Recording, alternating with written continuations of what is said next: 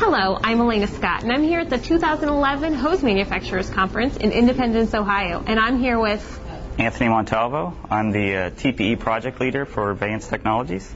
Okay. Anthony is going to be talking and answering a few questions about a hose that Vance recently developed. My first question is, Anthony, why did Vance develop this specific product? Well, we saw a need in the market.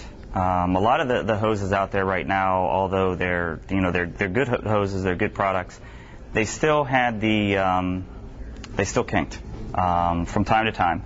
So what we wanted to do was come up with the improvement beyond that. So we wanted to make it beyond that. So we wanted to get something that you could truly plug into one end of your faucet and go and have it not kink. Okay.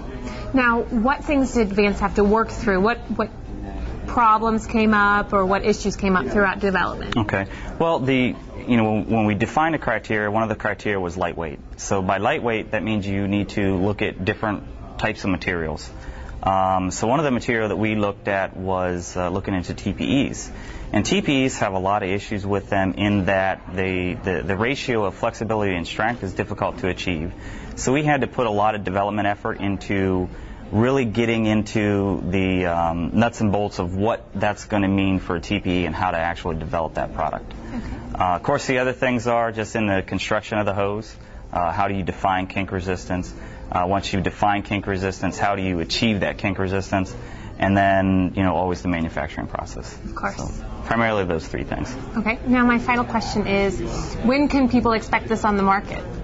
Well, you can actually pick it up right now through our distributor, JGB. And they are distributing under the name Tough Guard, I believe. It's either Tough Tech or Tough Guard. I'm pretty sure it's Tough Guard. So right now, if you go online and Google Tough Guard, it's going to come up. Probably the top 10 hits will come up.